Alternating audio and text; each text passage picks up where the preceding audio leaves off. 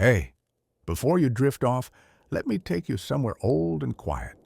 Slide your phone a little farther from your face, let the room dim down, and breathe like you're fogging up a winter window. We're going back, way back, to a time when the world ran on candlelight and courage, when winter wasn't a vibe or a playlist. It was a test that came every year and stayed until it was done with you. It's the Middle Ages, and the cold is already waiting outside the door. Imagine a village at the far edge of farmland, tucked into a shallow fold of hills. The sky is the color of pewter. The sun, when it shows up at all, hangs low like a dull coin and slips away before anyone warms their hands. You can smell smoke on the air long before you see any. Wood smoke, peat smoke, straw smoke, the perfume of survival. The lanes are rutted and frozen, glazed with a skin of ice that crunches under boots. Somewhere a dog barks exactly once and then thinks better of wasting the heat it would take to bark again. Inside the cottages, breath fogs and curls in the draft. The walls are timber and mud and hope, threaded with gaps that let wind search the room for weak seams. A fire works in the hearth with the steady patience of something alive. The smoke escapes because it's told to, mostly. The light is soft and sticky, the kind that finds every corner and still leaves them dark. A mother lifts a lid and tilts a pot, checking the stew that's more water than memory. A father rubs life into his hands before splitting kindling the width of his thumb. Children sleep like stitched together kittens under a single heavy blanket. The baby wears a tiny cap. Everyone wears yesterday's clothes, and the clothes smell like the fire that kept them here. Morning is when the cold tells its truth. You open your eyes, and it's there on your face, sitting on your chest, pinching your nose. You don't talk yet. You listen to the timbers flexing in the frost, to the shallow breath of the sleeping, to the soft complaint of a hungry goat beyond the wall. Someone should stir the embers. Someone should crack the ice in the bucket. Someone should step outside and find the world exactly as hard as it looks. It's always the same sentence. Keep the fire, keep the heat, keep the day moving. This isn't a winter of cocoa, lights, and cheerful errands. It's a winter of ledgers. Everything is counted. You count the logs stacked by the door, the sacks of grain hanging from the rafters, the jars sealed with tallow in the cool corner. You measure a loaf by the number of bowls it can become. You measure a day by the handfuls of fuel it consumes. You measure luck in thimbles, not cups. And yet, there's always a feather of laughter somewhere. Humans have a way of making brightness out of breath. A joke lands, a story starts, and for a minute the cold is only air. Walk with me to the edge of the village. There's a field there, stubbled and stiff, and beyond it a line of ash trees wearing lace made of ice. The path disappears under drifts where the wind has arranged the snow into low sleeping animals. Far off, a man moves slowly along a hedge with a bundle on his back and a saw in his hand. He's not stealing wood, he's gleaning it. The fallen, the storm-broken, the legal scraps you can carry home without a lord's man asking questions.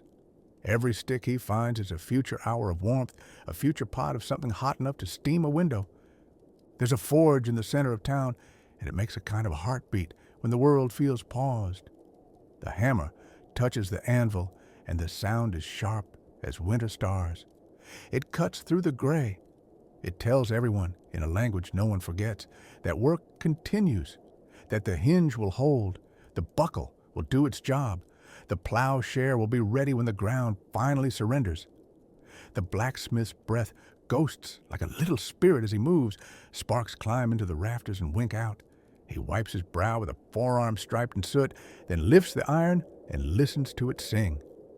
In a season that tries to turn people into statues, that sound is proof we refuse. At the abbey beyond the stream, the bells do their slow mathematics of hours.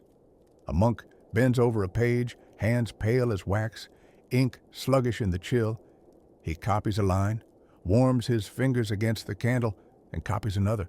The words are prayer, work, and witness all at once. Outside his cell, the cloister walk is glazed with rhyme. He pads along it at dawn and again before night to chant the same syllables generations have breathed into winter air, the chant makes a soft rope between people and time. You hold on to it. You keep walking. Sometimes the year throws more than cold. Some winters arrive early and leave late, shouldering spring aside like a bigger cousin in a doorway. Some freeze the river, fearless enough that people set up stalls right on the ice. Bright blankets, cheap ribbons, roasting chestnuts. Flasks passed hand to hand under the excuse of checking whether the fire tastes right today. The river becomes a street, and everyone pretends the floor will hold forever. It never does. It holds long enough for stories. Now and then, hunger knocks without knocking. It comes on quiet feet and sits in your chair. You can keep it polite for a while with onions and peas, with broth coaxed from a bone you already asked too much from, with a heel of bread floated on hot water until it thinks it's soup. But it lingers. It whispers heavier at night. In the darkest winters, whole villages trade recipes for stretching the stretch and choose who eats first because somebody has to. Even then, someone saves a small sweetness for a child's mouth. Even then, someone waits until everyone else is done and says they're full, and no one calls them a liar. Illness travels fast when bodies press closer. A cough turns to a chorus in a week. The breath in a room holds everyone's secrets, good and bad. A midwife keeps her bundle by the door and goes out when she's called, no matter the hour, no matter the wind. She ties a scarf tight, she knocks snow from her boots on a threshold, and she works with hands that remember more than she can say. When the baby's cry comes quick, she smiles like it's spring already. When the room stays too quiet too long, she sits and stitches comfort into silence, because there is always work to do, even after the work. Look at the animals. They're part of this orchestra too. The oxen chew with slow, steady faith, their breath rising like offerings. The cow is generous even when the world is not. You warm your hands under her breath and thank her out loud, because gratitude warms twice. Chickens argue about nothing and lay their small sons in the dim straw. A cat chooses the hearthstone and pretends ownership of fire, legs tucked, eyes half closed, receiving admiration as rent. Nights are long enough to fold a few extra hours into. That's when the village tells itself who it is. Someone starts a tale and the room leans toward it. Knights and saints and tricksters, wolves that speak and kings that listen. Stories walk the ridge between warning and wish. You follow because it's warmer there. Laughter happens at the right places. Fear arrives on schedule and leaves with its tail tucked. The teller takes a drink, coughs into a sleeve, and keeps going. Words are heat, and everyone takes their share. Winter has its ceremonies and escape hatches. After Christmas, some places put a crown on a fool and let him be king for a day. The lord of misrule, making harmless laws that everyone breaks in the right spirit. It's not rebellion, not really. It's a sigh. People invert the world the way you flip a mattress, not to sleep on the underside forever, just to make it last. A roast appears that no one could afford last week. Pie crust crumbles like a prayer. Ale travels in circles and returns emptier and kinder. For a day, the poor give orders and the rich pretend to listen. Tomorrow the world rights itself, and somehow the hinge swings a little smoother for the laugh they shared. Walk back outside with me. Feel how the cold doesn't rush you. It insists. The sky is cleared to glass and stars have edges. Your boots squeak on the dry snow like a secret language. Far fields glow faintly where frost has dressed the stubble in silver shirts. Somewhere between barn and byre, the wind finds you and climbs inside your cloak like a curious cat. You pull the wool tighter and grin for no reason at all. You're alive in a place that requires proof. Travel is smaller now. Roads turn to rumor under drifts. If you must go, you go with someone else, and you count the daylight like coins. You know the marker stones and the hedges that bend like old men. You listen for water to keep your path in line. If a storm takes the world away in a white breath, you press your back to a tree and wait, because movement in a blank world is how people disappear. Patience becomes a tool you keep sharpened in your pocket. It pays for your return. Kings and lords feel winter too, though their hearths are taller. Drafts find the spaces between stone and silk. A great hall burns entire trees and still keeps its corners cold. Kitchens labor like armies, salting, smoking, stewing, counting. Wine is warm, spices rise like stories from cups. Musicians tune their tools and earn their bread by turning rooms into weather that isn't winter. Behind the banners, servants stitch fur into sleeves and hang thick aras to teach walls how to hold warmth. No one is exempt from the curriculum. They merely buy better notes. There are winters that come with names whispered years later, great freezes that wrinkle memory, seasons that turned villages out of themselves and pressed them flatter. People remember rivers you could pitch a tent on, orchards killed to the root, livestock counted in past tense. They remember kindness that shamed them into surviving. They remember a loaf split 7 ways and being embarrassed by how good it tasted. They remember a neighbor they didn't like leaving a little stack of split wood by the wrong door on purpose and never admitting it. If you listen behind the wind's voice long enough, you can hear water thinking about waking. Not yet, but the river never fully sleeps.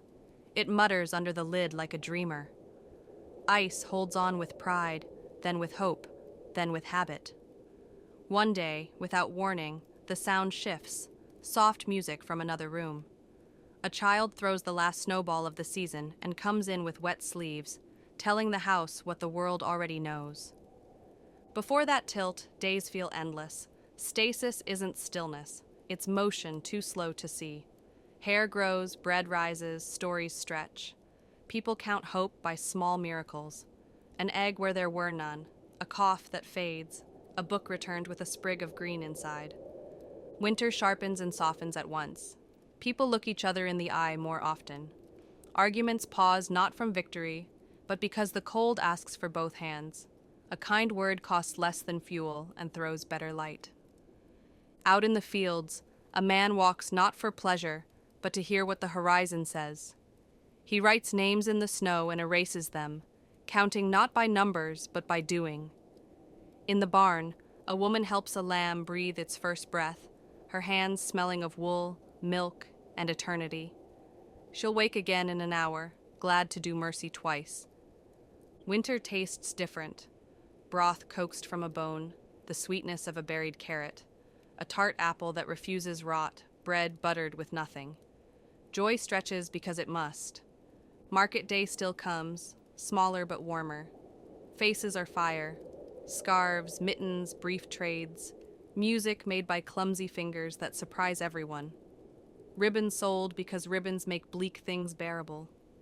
There are prayers that never mention weather, only patience, gentleness, forgiveness, laughter that stays. When light changes, it doesn't boast, it lingers. Icicles weep at noon, refreeze by dusk.